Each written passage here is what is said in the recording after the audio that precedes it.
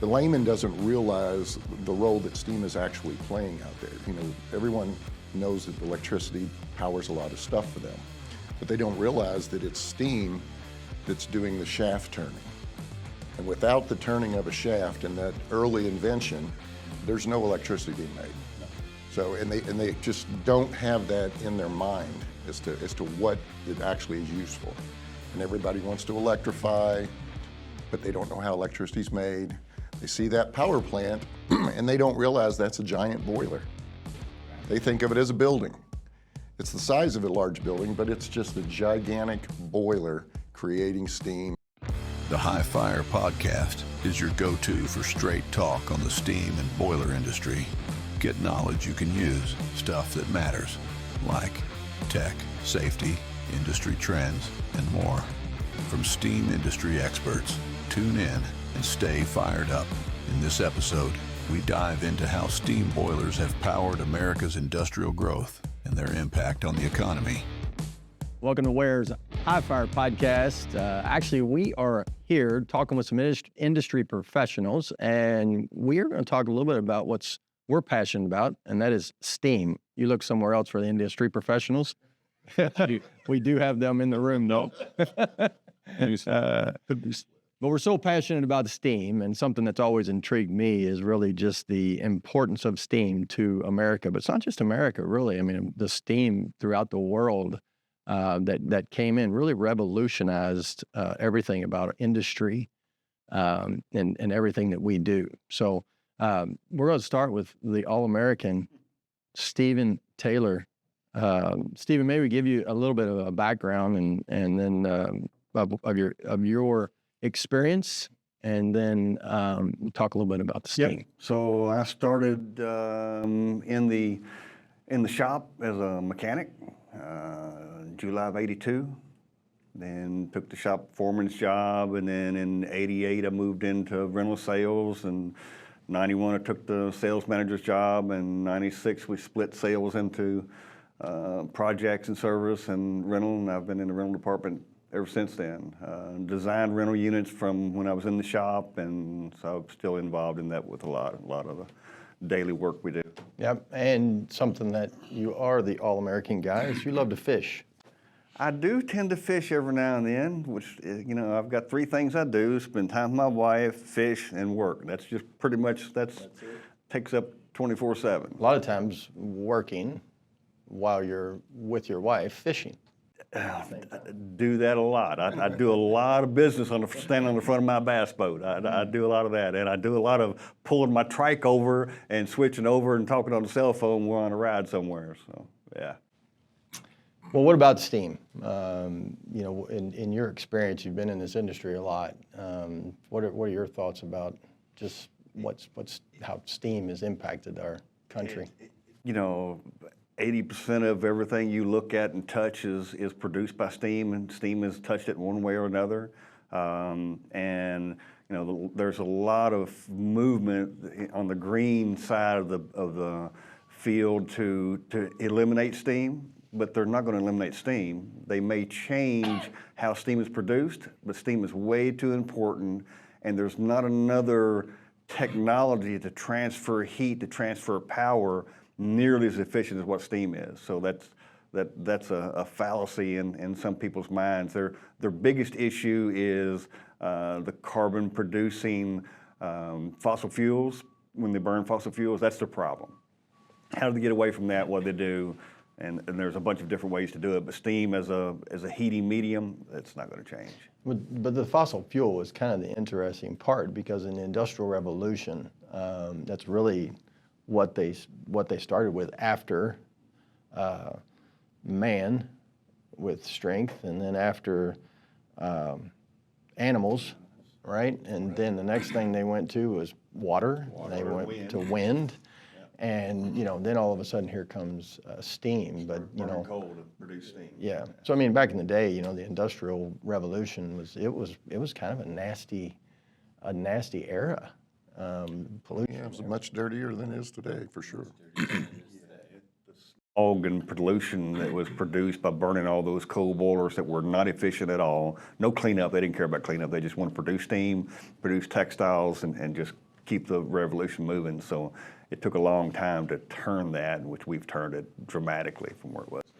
I think it's kind of interesting just the time that it took from the 1820s to the 1920s, that 100-year span, that we basically went from living like Neanderthals to a radio, you know, producing with waves and things, just in a 100-year time frame, you know, of how far that it brought us.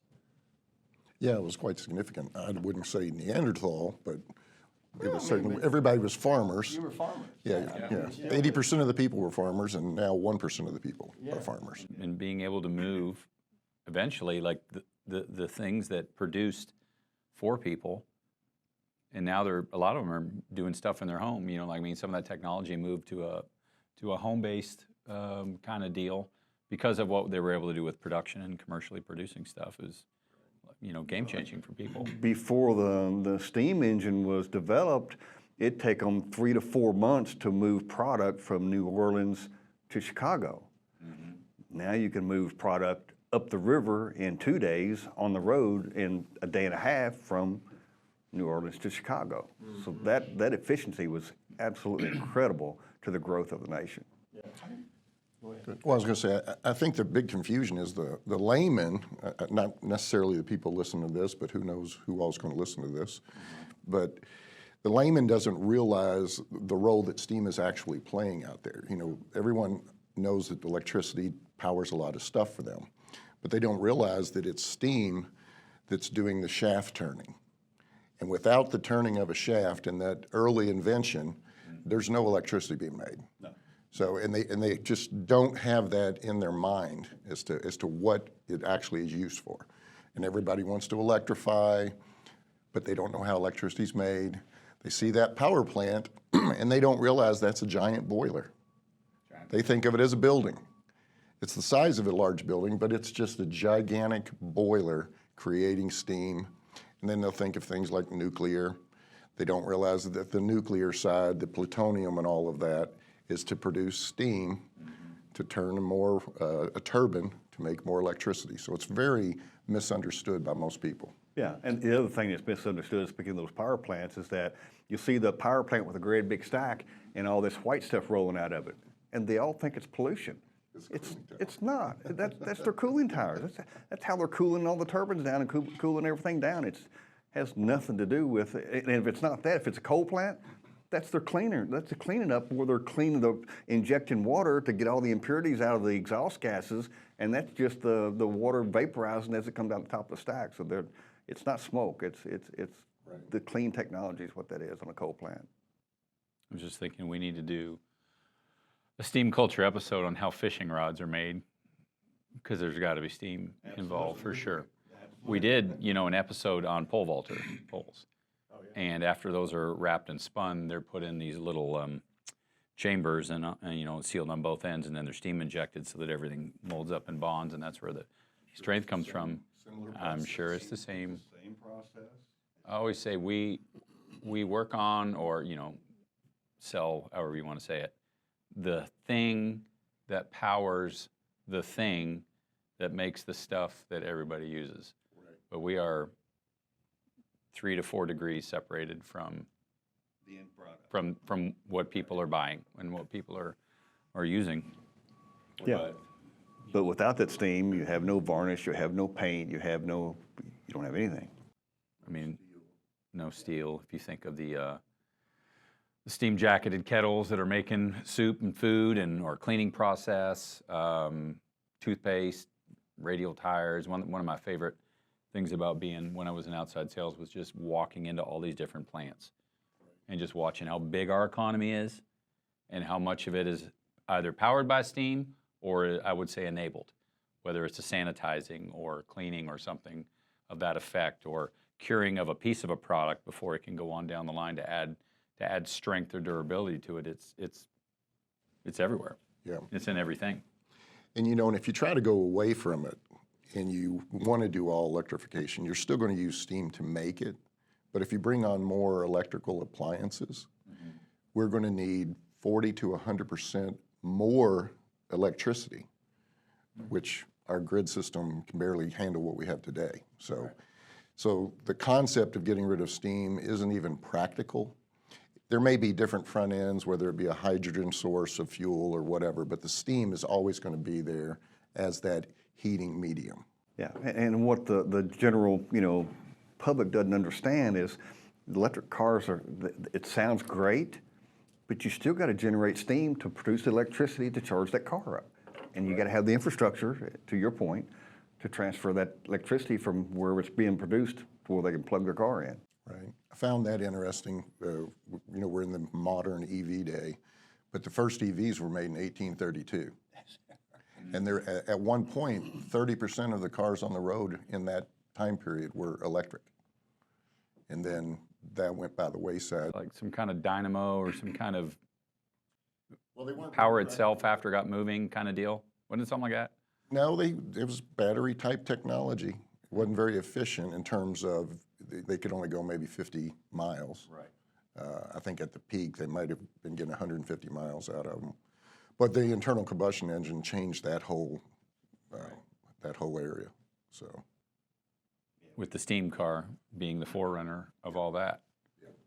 Yeah, we had a conversation here a while back. We were just sitting around talking about what all steam touches. And so if you walked into a house and you took everything out that was produced by steam, if you didn't have steam, all the stuff would come out. You'd be left with standing on a dirt field because you couldn't produce concrete, you couldn't produce the bricks, you couldn't produce the siding, you couldn't produce the furniture, the appliances, you couldn't produce any of it, and you'd be standing there butt naked because you couldn't produce your clothes either. So, yeah, talking about Neanderthal, it takes it way back. Yeah, yeah. What in the house is not touched by steam? It's something that's on there. Anything? I don't know of anything that's not produced by steam in some way. The cable, the wiring, All of it. Concrete. It's all had some concrete. steam touching it. And if it wasn't, then the thing that made it was. Yeah. Yeah. So ultimately, it's all being impacted by steam. So It's unbelievable what it would happen to the world if somebody said, no more steam, you're done. Yeah. Can't produce any more steam. The world just goes, Yeah. Well, I think about just the boiler industry professionals. If we said we're not going to work on them anymore, I mean, it's just it would just go crazy. Right. Yeah, it would just Oh man, yeah. we'd go back way back. Was thinking about this segment, and I was just going back over some of the episodes we've done and the progression of the steam engine from that Heliopile the Greeks made just to show that steam has motive power and can move things, and then it started writing down all the different progressions that we did our episodes on, how everything moved to the James Watt engine, which was low pressure, and then obviously Trevithick, after his patent ran out, was able to make a high pressure engine. But I was thinking these guys were literally, and I went all the way back to Savory's engine, and that's the one that 1698 it used to pump the water out of the mines. Yep. Called the Mine Friend. Yep, the Mine Friend, and actually created a bill around his name for anything that was able to move water. Just a lot of stuff that I forgot that was so unique. But what kind of struck me about this was like, one, how courageous these guys were, because they started working with pressure without a whole lot of pre-engineering in front of it to understand things. But the other thing is they were literally working with a blank page. Mm-hmm. Like, other than that Heliopile and going, hey, you can heat it and something happens, there was no, it's like creating that, the Apple or the iPhone. There was no thing to improve upon until these things started rolling. And then there was just vision for what could we do with this thing. Well, the first Total blank page. Yeah, the first ones we built were atmospheric because every time he tried to build pressure, he blew them up and burned somebody up. Yeah. So he said, we can't build them under pressure until the technology.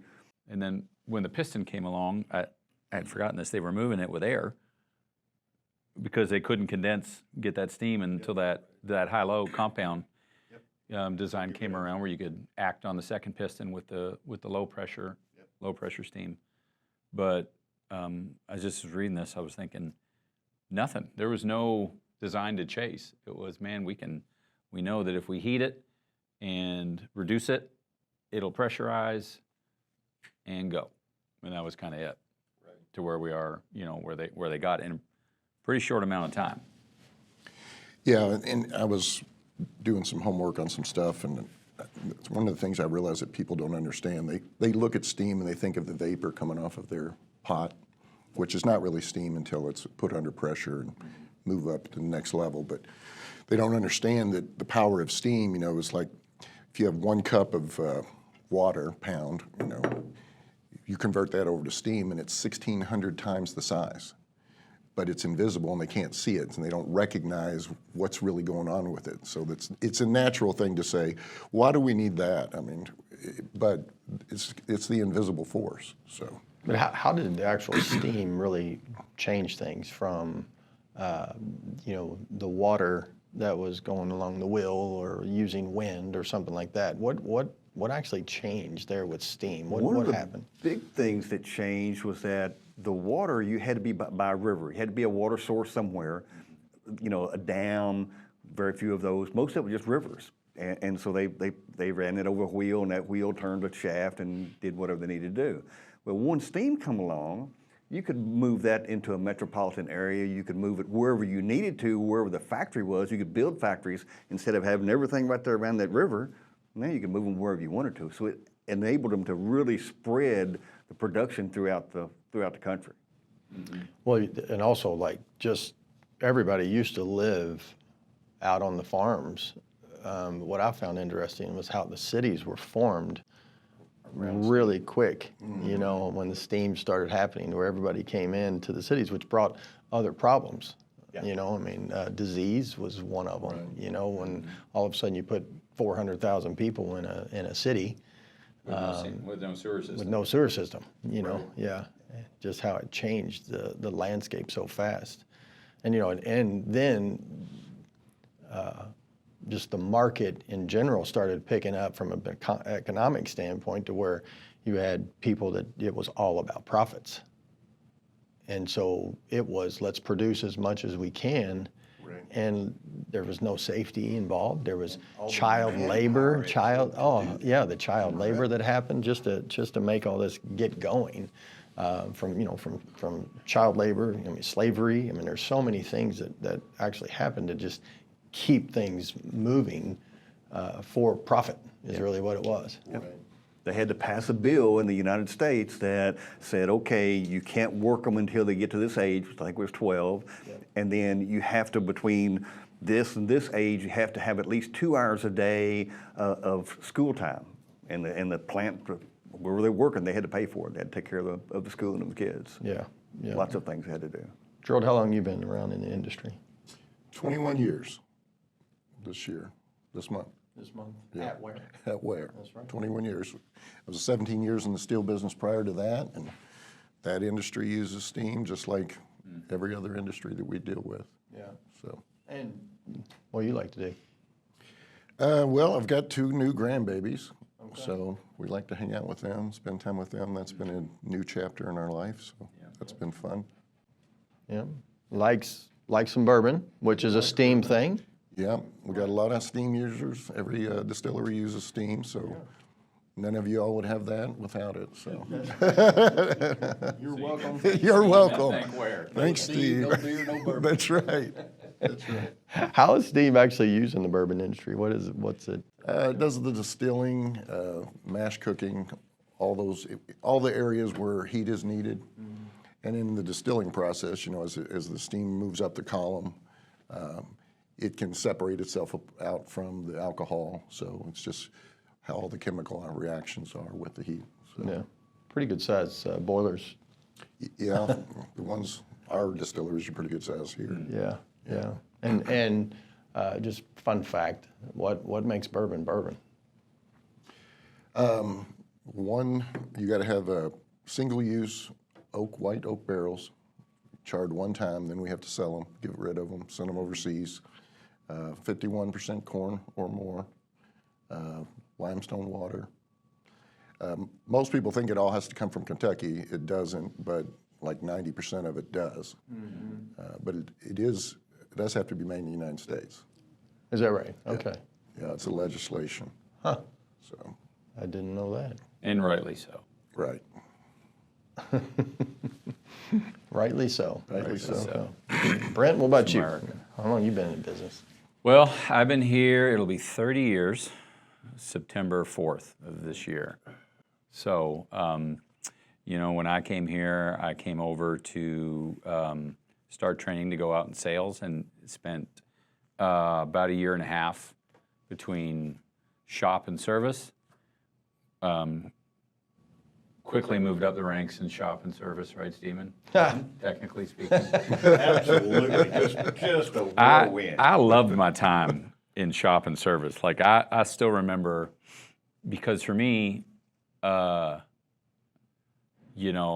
dad was always building things, fixing things, and I always wanted to be at the park playing baseball. So if we were changing the brakes on the car or whatever, it was kind of like, hey, we're going to change the brakes. And I'm like, I'd be okay if there wasn't a ball game to go to, or if the guys didn't want to, you know what I mean? Like that was, I like that stuff, but didn't spend my time growing up, wasn't a gearhead, But I was so fascinated by how everything worked together as far as what we have, our machinery and all that, the boilers, the burners, the gas trains, everything, and how it was repaired, and just the craftsmanship and the knowledge of the guys that I worked with, I thought was like, wow, these guys are really good and learned, and everything is passed down, you know what I mean? I mean, I think we're so much better about training now. There's a rigor and a process to how we train, for sure. One of the best parts I love about our business, which some people would say is kind of a pain probably, but I still like that there has to be a transfer generationally, because there's some things that just don't end up, on a piece of paper. And somebody can go, oh, okay, flip this switch before hitting that. So I really, circling back around, really enjoyed like the being in shop and service. And then I got to go out and see even more from the user side, how the steam applied and how everything impacted. And I really enjoyed that. So came out of shop and service, went up into rental, worked in. I still contend that a large quantity of your success is due to the fact that you work for me in rental and outside sales. It's indisputable. Absolutely. I'll cross that off. I was going to say that next.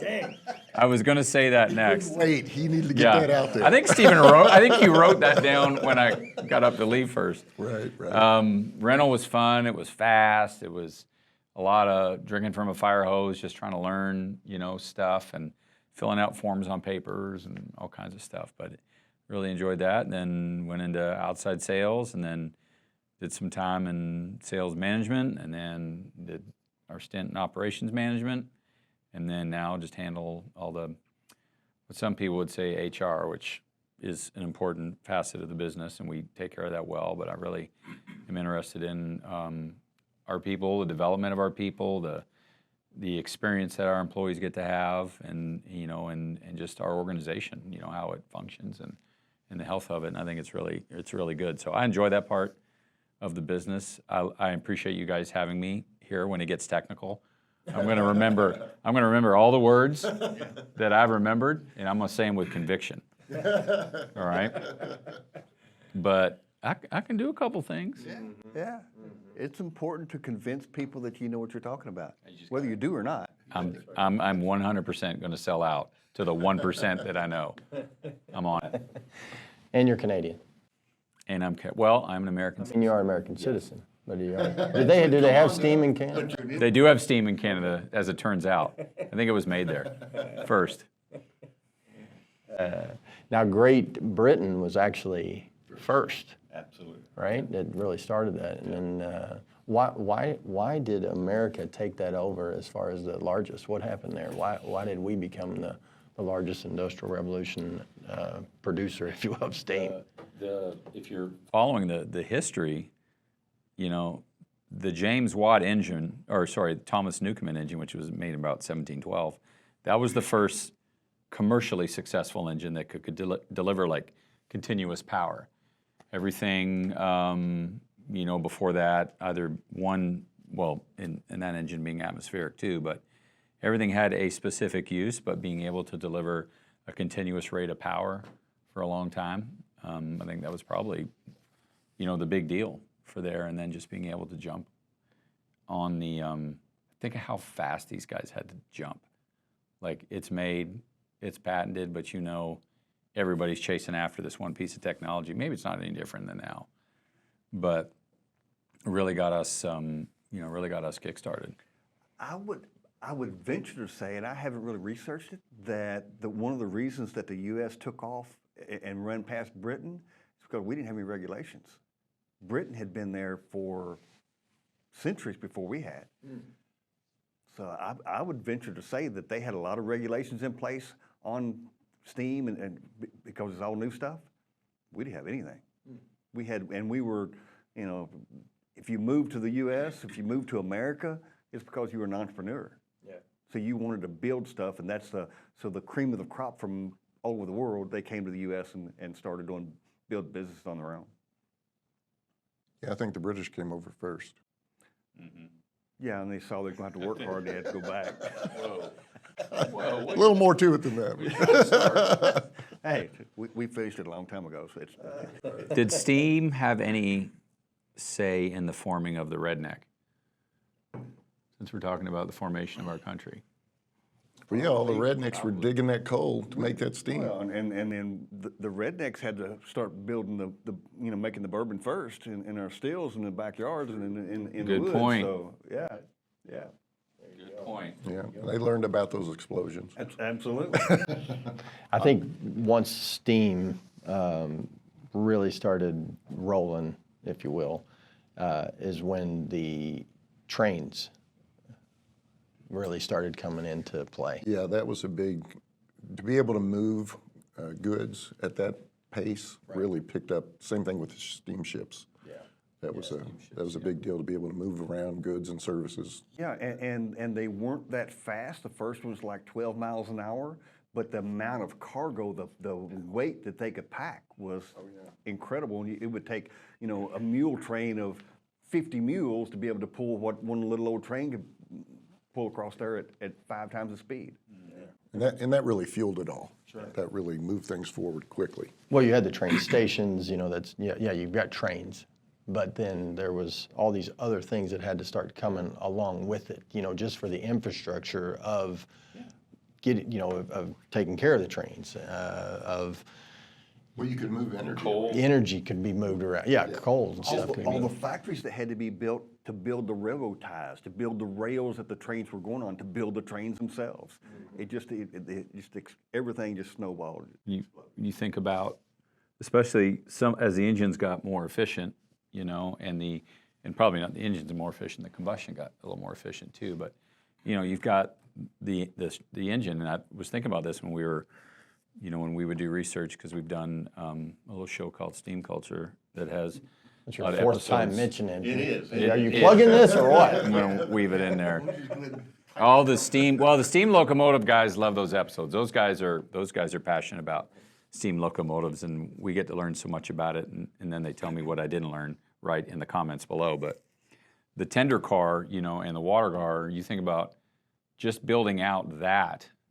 It's not like that's an endless. Once you load it up with coal, you're good. If you're on a long run, they've got to stop, water, coal. Redo, and then you just have to build that out all around the U.S. Just like that's their gas pump, back in the day. And then to do massive builds and so forth, like you had your steamroller, your steam shovels, all those things in the early days that were now modern combustion products. You don't do them with steam now. You come up with a steam Jenny to process cotton and make clothing. Yeah, wool Threshing machines and huge what they did with the textile industry. And if anyone that's listening to this or watching this is thinking of all that going, I have no clue. There is a whole schedule and lineup of steam shows throughout the U.S. and throughout the world, because there's a ton in the U.K. as well. There's steam culture. I was going to avoid that because I'm on a quota, but although we did a show on it, but the steam shows that run throughout the summer in the U.S., especially when you get into the Midwest and Iowa, Wisconsin, and Nebraska and all that, where they've got all that threshing equipment and stuff for transportation, and anything that runs a pulley or anything like that was truly, talk about portable. We live in that portable world, but all that stuff was, it's just, there's no shortage of it. And it's really unique and interesting to see, like, what they were doing just to multiply and expand the farming or anything else just with all that equipment. I want to rewind back to bourbon. You're going back to steam culture. I just want to go not to six. There's 6 times now. You had made a comment the other day about the consumption of bourbon today is still not as much as it was In the 1960s. in the 1960s. Right. Expand on that real quick, 'cause that's pretty Well, cool. that's the reason why you're seeing the boom of all these new distilleries coming around, because it's got popular again worldwide. So that's why you see so much expansion, because we're still only like 60% of that production. Which is just amazing to me. Back in the 60s, and you think about how many more people there are, they were just drunk all the time. Yeah, well, and another little tidbit that's interesting is that both of my grandfathers got arrested for having a moonshine still.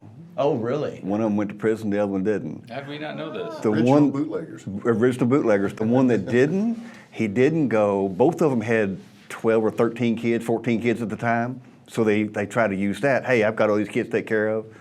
Grandfather on my dad's side, he didn't have any money, didn't know anybody. I don't care, he'd go to jail. On my mom's side, he knew people, had money, he got to stay out of jail. Some money's been doing things for a long time. Been doing things for a long time. Oh, what a proud moment. Actually, we are proud of that. Well, I'm Richie Ware, and I have been around the business for most of my life, all my life. My dad was a technician and was second generation of the business, and so I got to watch this business grow, but also get just enamored with the business of steam. And of course, with him being a technician, he was gone a lot. Always going out to the jobs and stuff, and I was kind of like Brent, was more into the athletic world, if you will, but he would drag me along into the business. And I remember going to Mosier Leather at the tannery place, and the smell of that place, and I actually had basketball practice right after that, and so I had my sweatpants and my practice gear and everything, and so Dad had to make a run, and I went with him, and then he dropped me off at basketball practice. Nobody would guard me. It was in the fabric. It was just stinking so bad. But obviously got into the business back 29 years ago, full time, and got to work for Stephen. And the summers actually I got to work for Stephen and in the shop, if you will. But really kind of cut my teeth in the rental business as well.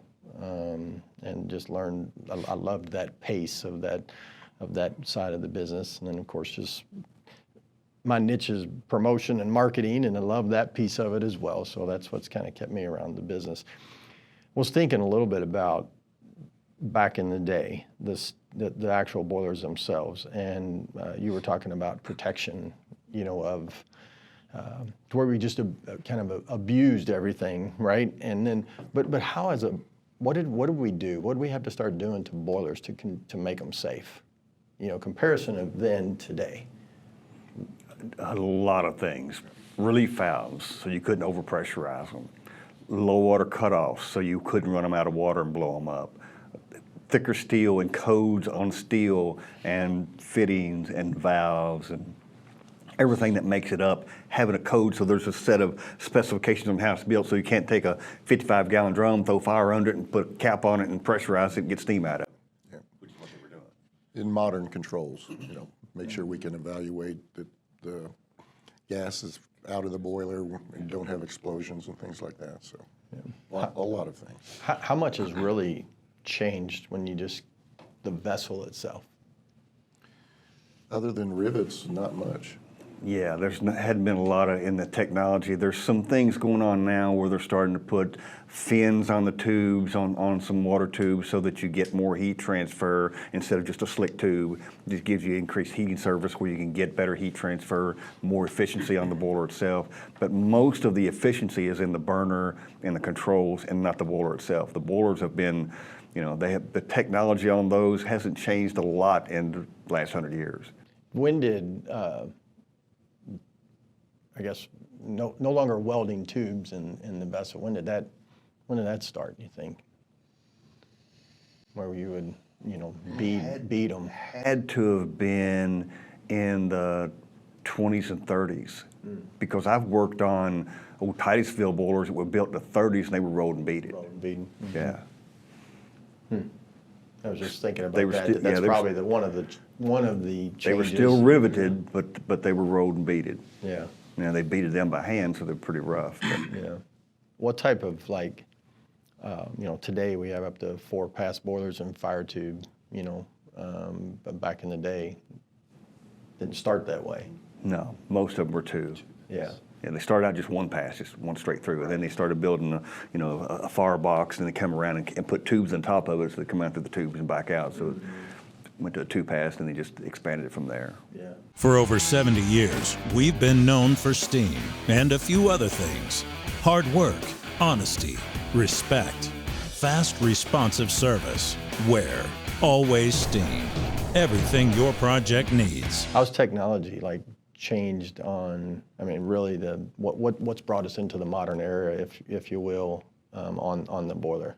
I'm assuming the burner obviously is. Yeah, emissions. Yeah, emissions and then parallel positioning versus just one single point with linkages and stuff like that. So. Yeah, the things that have pushed it has been emissions and fuel efficiency, trying to save money. If every dollar they can save in fuel cost is the dollar goes to the bottom line. So we say all the time that the boiler room is not, it doesn't produce money. So that's the last thing they can get capital for. If a plant's wanting to expand, it's all about the production line. How many widgets can we make, and we can sell that, and we can make money on that. If I replace the boiler room, upgrade the boiler room, that doesn't do anything for me unless I can make it a lot more efficient. If I can't make it more efficient, why am I doing it? But when it breaks down, Unless it's not working. When nothing works. It's like the human body. That is the heart. Without the heart, it doesn't work. And so for years and years, nobody took care of their heart. So they ate greasy foods, and I still do. And they did a lot of things to clog their vessels up, which is no different than a boiler. If you don't clean the water before you put it in there, you're going to clog it up. So there's a lot of similarities there. Yeah, there's quite a bit with the, when I think about just the change in the years that I've been in this, the, linkage was so prevalent. And now today, really the next thing is the linkage list, of course, that's going on. And that's been popular throughout the world, which we've been the slowest to do it, but I'm seeing more and more this younger generation who grew up with touchscreen in their hand, that's really starting to push us in that direction. It's still crazy to me, though, that, in the United States, just how many linkage boilers there still, are. Obviously, How many linkage burners are still being built in the U.S.? And when we first started pushing the linkageless technology, the old school guys in the boiler room, they don't want any part of it. They fought us like crazy because they couldn't take a screwdriver and an Allen wrench and adjust the firing rate because, no, that flame is way too blue. It needs to be orange because that's the way it's always been. That's the way I want it to be. So you leave the boiler room and 30 minutes later it's smoking again because the tech in there was 75 years old, said it's the way it's going to look. Yeah. 'Cause I'm going to make sure, put the linkage stuff in there, and he couldn't adjust it. We fought those guys big time. Yeah, yeah. And then obviously the big thing that everybody thinks about, and really just the bad rap that we have is the polluting. Yeah. It's the polluting from a boiler standpoint, but technology, with the regulations, people continue to adapt, and now it's moved into another era of down to single-digit ppm. On the NOx side, the which NOx side. people think that they're helping things doing that, but they're also using a lot more electricity to get down there. And something's producing that electricity somewhere. Yeah. They're burning fossil fuels, or it's doing something to produce that electricity, which is steam driven somewhere along the line. Yeah, that's the part though that I think that that I'm seeing just from the different burners that are being built, that everybody's pushing towards trying to get that NOx down, as we've even seen down under 5. And 2.5. 2.5. That's right, in San Joaquin Valley. Yeah, San Joaquin. It's 2.5, and it's they're run on the ragged edge of being able to control it and losing control of the burner technology, the burner combustion. That's where they're at, and they're struggling with that of a balance of, from a safety standpoint, do I run down there and I get my numbers down? Then what do I give up on the other side? You're gonna give up something. Yeah. What is actually happening to get it down to that 9 ppm? Some of it is burner technology. They're using staged combustion. In other words, they're not putting all the fire right here. They're burning it here, here, here to get it staged. Because what we're trying to do is keep the thermal NOx down. The thermal NOx is just the temperature of the flame, trying to quench that and keep that temperature down. And one of the ways they quench that is to pull flue gas from the exhaust stack and introduce it back in there to keep that temperature down. The oxygen is the other thing. I mean, we have to have a massive amount of air to mix with the fuel to get it to burn, to physically get it to burn. We got to mix that, get it to burn. Well, if you're producing outside air, which is where the most of it comes from, there's an amount of nitrogen in that air that's natural. When you heat it up above 2,500 degrees, you start producing NOx. So they're doing everything they can to minimize the amount of fresh air they're putting in and keep that temperature down, the two of them together, to get those numbers down. A whole lot of technical stuff nobody wanted to hear. Yeah, right. No, it's good stuff. It's good. Just technically, just like you said there, air is 80% nitrogen. If you just fed your burner 100% oxygen, you wouldn't have a NOx issue. But that's not practical in any sense. Yeah, pretty simple technology, just from the discussion of where we started to just what we finished with, just where it's gone from a technology standpoint. But the biggest thing is just the impact and the economic impact of how steam has just impacted all of our lives so much. And Not just the people in this room. yeah, right. Everybody. Yeah, not just boiler people. That's right. Yeah, Everybody. Everybody that walks around, if you've got clothes on, is produced by steam. Yeah. Your tennis shoes, they're produced by Well, I steam. mean, the food industry is crazy. Incredible. I mean, the amount of steam that's in You the can't food cook industry. that food and process it without steam. Yeah, it is absolutely incredible, and in every facet on the food side, it's pretty mind-boggling. Get that out, mind-boggling. So, well, anything else we can cover? No. No, nobody's got anything else. Okay. There are, but they'd be so technical they would bore people to death, and they don't want to hear that stuff. Yeah.